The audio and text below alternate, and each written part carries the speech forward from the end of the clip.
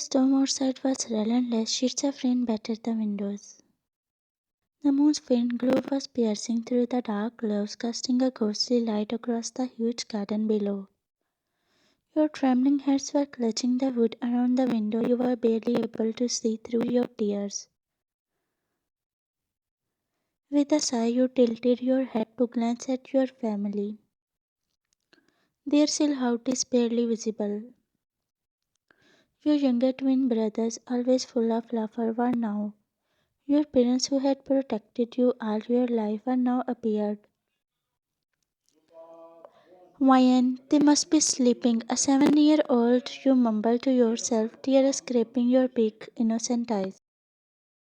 You press your forehead to the wet window, sobbing silently. The pain in your chest threatened to consume you, but you were not to make a sound because your mother's last words were still echoing in your ear.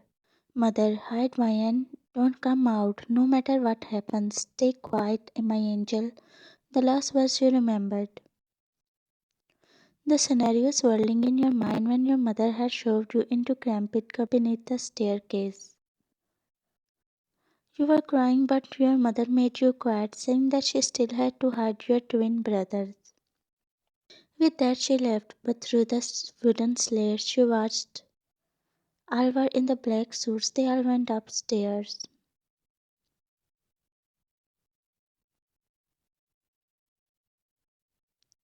You wanted to get out, to do anything to help your family.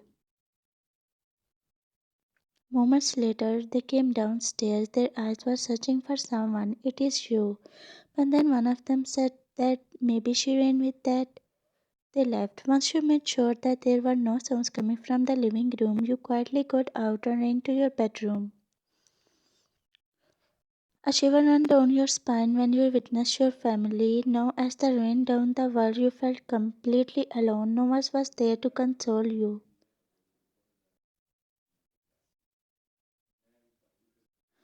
But just then you witnessed a black car rolling into the driveway. Its headlights were cutting through the gloom. You backed away from the window. A car door opened and a man stepped out. He was tall, dressed in a long black coat. His piercing gaze was scanning the house. You ran away from the window, your feet barely making a sight on the wooden floor. You darted back to the cupboard, closing the door quietly. You held your breath. After some time, you heard the front door creak open and sound of black shoes echoed in the empty living room. You shut your big eyes, praying that he wouldn't find you, man. Ryan, I know you are scared. I'm not afraid for you, Angel. I came to help you, he said, Ryan in mind. How did he know my name, man? I know what they did, but try to understand. You need to come with me, beta. He said. The floorboards creaked as he moved closer. Your heartbeat quickened and tears started to roll down your eyes before you could take a second breath. The cupboard door opened and a look left your mouth. Man, wait, I'm not one of them. You have to trust me, he said, raising his hand in a gesture of peace. Man sighed.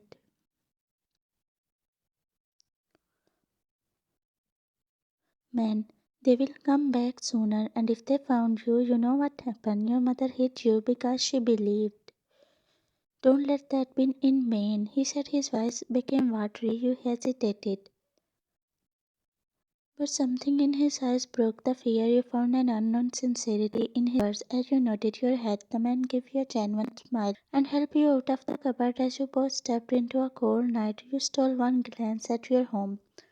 The man led you to the car and gently making you sit on the front seat, he took her around to the driver's seat and then reaching it, he popped in it, shutting down the door carefully and started the engine. You were crying and he was feeling pity on you, man. You are in safe hands, Angel, he said, caressing. Why are you good to me? You asked, stuttering. Man, no, never. I can think of that, he said, giving you a reassuring smile.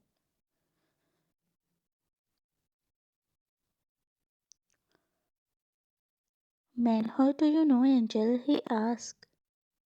When? Because I overheard Mom and Dad conversation last night. When they were discussing about escaping, you said, taking a deep breath. Man, yeah, your needed to sign a contract with them, but your dad refused.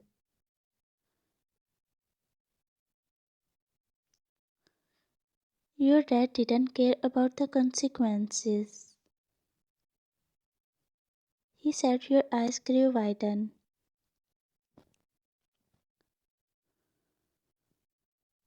Wyan. So my dad was, you stuttered, looking at him in a disbelief.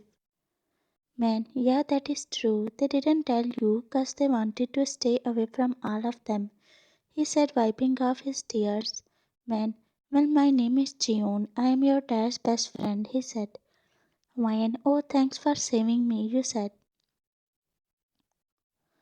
Man, you are my responsibility. He said, placing his hand on your forehead. You weakly smiled at him. Soon you reached the mansion. It was beautiful. As you entered inside, your jaw dropped, as it was more beautiful from inside. Mr. June, did you like your new house? He asked. You nodded, smiling at him. Mr. June, glad you like it. You are so innocent. You won't do anything, okay? Only enjoyment, he said, looking at your big eyes. Then he called one of his servants, who ran to him and bowed at him. Mr. June, my little angel, she is Susie, I had maid. All the cooking is done by her, and Susie, this is Wyan. You will treat her with the same respect you give me. She is the owner of this mansion, and everyone in the mansion will listen to her, he said, and you looked at him shocked. Why, an owner? A 7-year-old me is the owner of this mansion? You said innocently to Mr. June, who let out a chuckle. Mr. June, yes, you are the owner, he said, and motioned you to follow him. He took you to the huge kitchen where more than 20 maids were working, all wearing the same uniform. They'd stopped their work when they looked at Mr. June, as they all bowed at him. Mr. June, this is Lee Wyan. She is your boss from now on. She will order you. If I hear any complaint for her, you will be fired in a blink of an eye, he said in a cold voice. His tone was very soft when he talked to you, unlike now. Mr. June, Miss Susie, where is Jungkook? He asked, walking outside as you quietly followed him to the living room. Susie, he must be in the bedroom, young master, she said. Mr. June, call him right now. He said, sitting on a leather sofa. He motioned you to sit on the chair. You nodded and sat on it while the head maid ran to call Jungkook. Few minutes passed and you heard a soft thumbs of someone descending the stairs. You looked up to see a handsome young guy descending the stairs, his face cold as an ice. Mr. June, oh my son, come here, he said. Jungkook smiled. Mr. June, won't you meet your princess? He asked, backing away. Jungkook frowned and looked at you. His eyes sparkled as he found you beautiful and innocent. Mr. June, this is Wyan. Promise you will always take care of her, he said, caressing his son's hair. And then he looked at your innocent face. Jungkook, I promise Dad I will always take care of her, he said, stretching his hand out to promise his dad. After 1 month, he took promise from you also, which was marrying his son when you grew up. At that time, being a child, you didn't know what actually he meant, and so you promised him. Miss Susie, Miss Wyan, after 10 years, please wake up. You have in an hour school, she said. You rub your eyes to see her. Wyan, no, Miss Susie, I ain't going until young master comes and wake me up. You said, giggling to yourself, Miss Susie, but Miss Wyan, the young master is in his study room right now. She was speaking out. Wyan, no, Miss Susie, if he is not coming, then I am not going to school, and this is my last statement, you said, closing your eyes tightly. Reaching Jungkook's study room, she knocked at the door with friends. Jungkook let her come in. Miss Susie, she was cut off by him. Jungkook, she is not ready to go to school until I go and wake her up, he asked deep voice, and Miss Susie nodded her head. Jungkook let out a sigh and then he stood up from the chair, closing the laptop. Jungkook, let's wake her up first, he said. And with that, Jungkook headed to your bedroom. He knocked at the door, but you didn't respond, so he entered in. Jungkook, wake up, Ryan, he said. You stayed quiet and kept giggling to yourself under the blanket, Jungkook. So you won't listen to me? He said, but no response. Poking his inner cheeks, Jungkook smiled.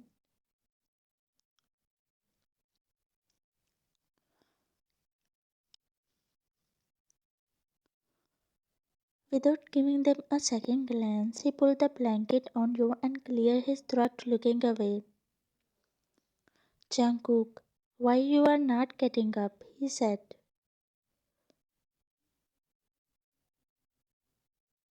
Ryan, they are so comfortable, you said. He kept turning his back towards you. Jungkook, get down the stairs. You are getting late for school, he said and walked to the downstairs. Ryan, oh, why the schools were made? You groaned and got off the bed. You glanced at the mirror which was placed beside the closet. Ryan, oh my, I look so beautiful, you said to yourself while blushing, and then you went to the bathroom for taking a shower. Turning on the tap, you let the warm water fall on you, and after 10 minutes, you came back in your bedroom. You opened the closet and glanced at the branded clothes, which were organized neatly. Taking out a white skirt along with top, you slipped into it and the rest downstairs. You went to the dining room where you saw Miss Susie serving the breakfast to Jungkook. Miss Susie, Miss Ryan, what would you like to eat today? She asked that you usually you go empty stomach in the school. Especially when Jungkook is not home, Ryan, bring me an orange juice, Miss Susie. You smiled at her. Jungkook looked up through his plate and setting the fork on the table, he looked at you. Jungkook, orange juice only?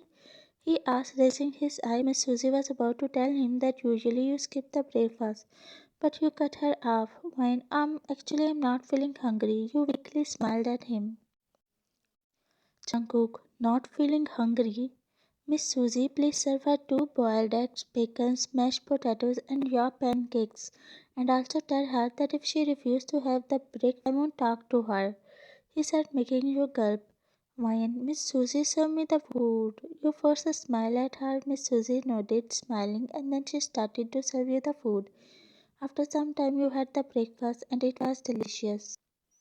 Jungkook, Ryan, I have to go for some work, so maybe I will come home late. But don't worry, Miss Susie is here. If you want something, she will be there, and the driver will also pick you up from the school. I will try to reach in time, but remember you will be home until 2 p.m. He said in a commanding tone. You nodded your head. He understood the got sad, as whenever you alone you became sad. Jungkook, Ryan, don't worry, I will be back very soon. You smiled widely. With that, Jungkook stood in his chair and buttoning up his coat, he left. You were face palming, your fingers tapping on the table. Miss Susie, Miss Ryan, you like the young master? You asked. Ryan, no, when did I say so? I just admire him, you said. Miss Susie, but your eyes say something else. She said hesitantly. Ryan, what my eyes say? You asked, looking at her innocently. Miss Susie, I say an attraction. She said, making your rosy cheeks turn into fresh tomato.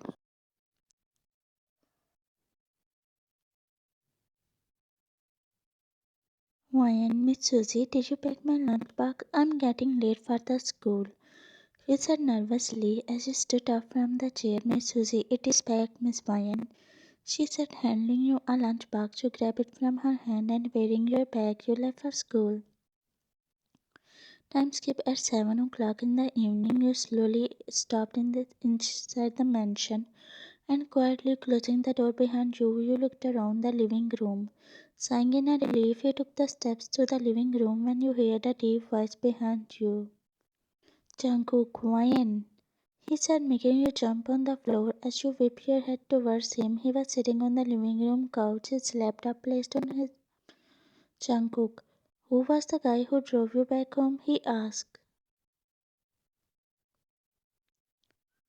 It was sure that he was checking the cameras. That's why he was able to see you with Max, your lab partner.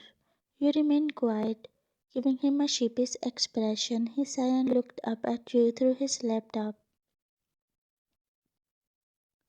Jungkook, I asked you something. Did you hear me even? He said. You flinched. Why? You were speaking good, but he cut you off.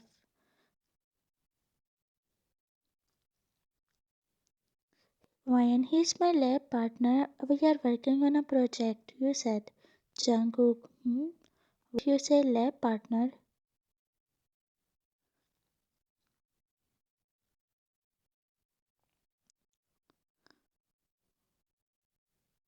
Jungkook, so really you don't know who actually he is? Do you remember the name Apollo?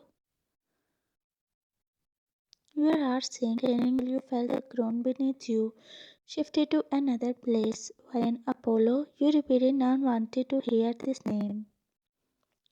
Jungkook, yeah, he said. Tears started to roll down your cheeks as you joined your both hands in front of him. Hawaiian, please don't mention my parents. Jungkook flinched, looking at your state.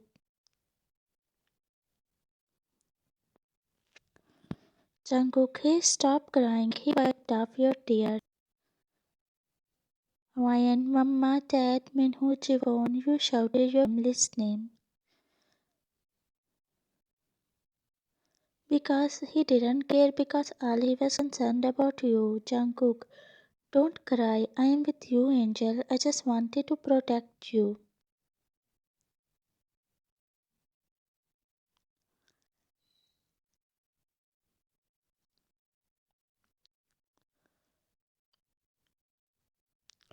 You stayed quiet and kept on sobbing, your head resting. Jungkook, you need some rest, he said.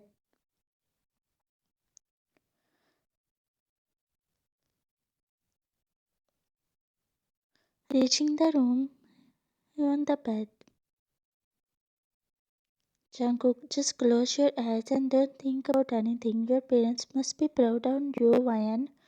And you know my dad always wanted to see you happy. I raised you up 'cause I wanted to make you brave and stronger, Ryan. He said, his hands rubbing the sheets. Jungkook, will you be a stronger Ryan for me? He asked and you nodded your head, wiping off your tears. Jungkook, that's my girl. Saying that, he got up from the bed and giving you a warm smile, he left the bedroom. 2 days later, you were running in the living room while Miss Susie was rushing behind you. Miss Susie, Miss Wyan, please stop. I can't catch you, she asked. Wyan, no, Miss Susie, you promised me that if I finish the breakfast, you will catch me. You said running around the sofas.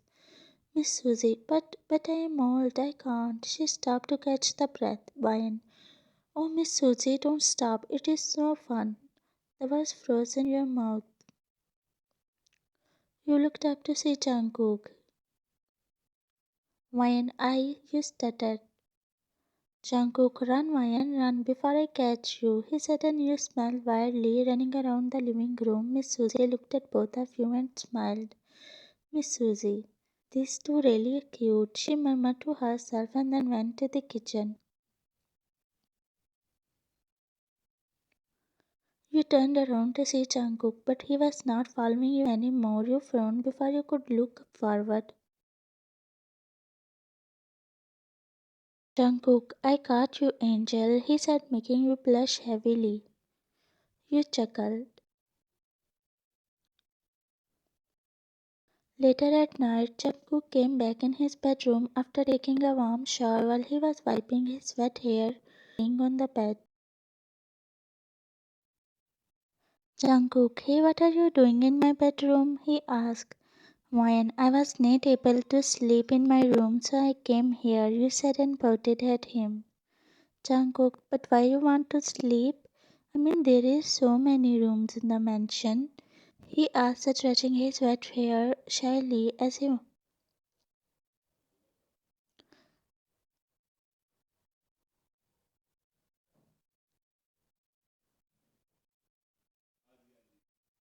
Jungkook flinched as he looked at you in a disbelief. Jungkook, do you know twins? He asked, frowning. Ryan, yes, I know. I watched the K-dramas where the female lead was calling the male lead. You said, your cheeks turning red.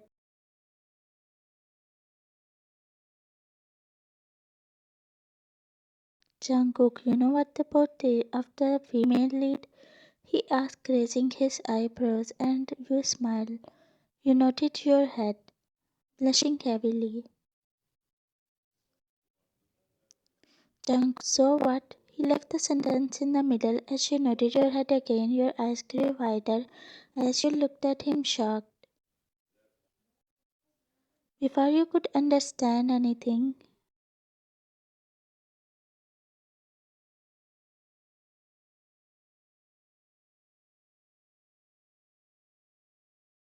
it is said that Ryan wouldn't properly for 1 month.